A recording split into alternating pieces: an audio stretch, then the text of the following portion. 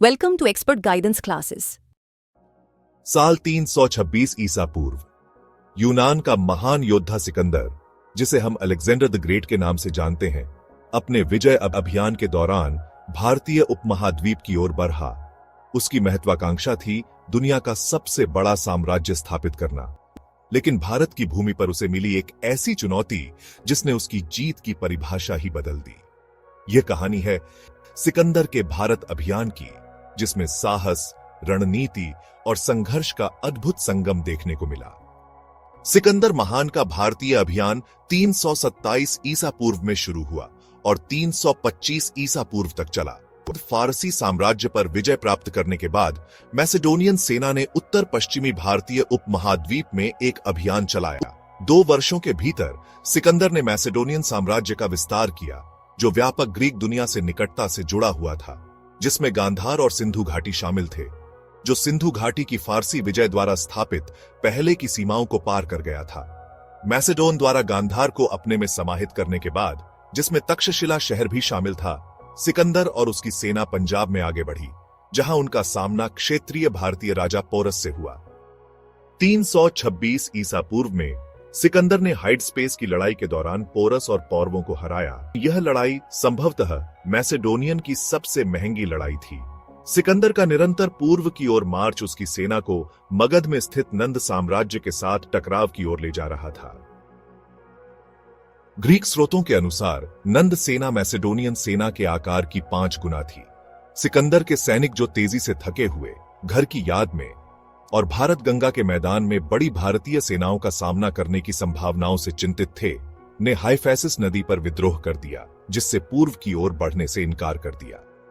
अपने सेना जनरल कोइनस के साथ एक बैठक के बाद, जिसके दौरान उन्हें अपने सैनिकों के विलाप के बारे में बताया गया, सिकंदर ने इस विश्वास के साथ नरमी दिखाई कि वापस लौटना बेहतर था। बाद में वह दक्षिण की ओर मुड़ गया, दक्षिणी पंजाब के साथ साथ सिंध से भी आगे बढ़ा, जहां उसने सिंधु नदी के निचले क्षेत्रों में अधिक जनजातियों पर विजय प्राप्त की।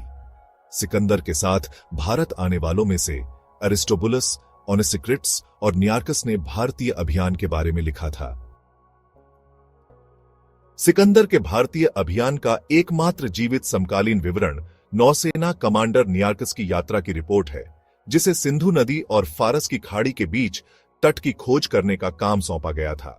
यह रिपोर्ट एरियन के एनाबासिस में संरक्षित है, जो लगभग 150 ईस्वी में लिखा गया था। एरियन सिकंदर के साथियों और दरबारियों के लेखन के आधार पर सिकंदर के अभियानों का विस्तृत विवरण प्रदान करता है। एरियन का विवरण अन्य लेखकों के लेखन द्वारा पूरक है, जिनके कार्य भी सिकंदर के साथियों के विवरणों पर आधारित हैं। इन लेखकों में डायोडोरस, जो लगभग 21 ईसा पूर्व, स्ट्रैबो, जो लगभग 23 ईस्वी, और प्लूटार्क, जो लगभग 119 ईस्वी में हुए, शामिल हैं। भारत में सिकंदर का आक्रमण मुख्य रूप से सिंधु नदी बेसिन क्षेत्र में हुआ था, जो कई छोटे राज्यों में विभाजित था।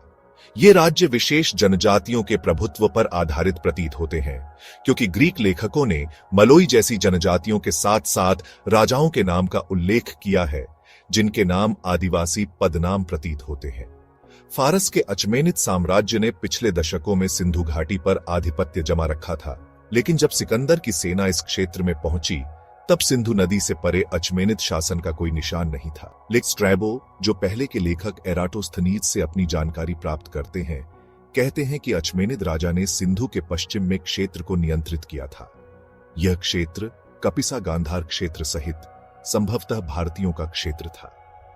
स्पिटामिनीस की मृत्यु के बाद और 326 ईसा पूर्व में रोक्साना से विवाह करने के बाद अपने नए मध्य एशियाई क्षत्रपों के साथ अपने संबंधों को मजबूत करने के लिए सिकंदर अंततः भारत पर अपना ध्यान केंद्रित करने के लिए स्वतंत्र था। अपने सिकंदर के लिए भारत पर आक्रमण अचमेनिद साम्राज्य की अधीनता का एक स्वाभाविक परिणाम था, क्योंकि सिंधु घाटी के क्षेत्र लंबे समय से अचमेनिद नियंत्रण में थे।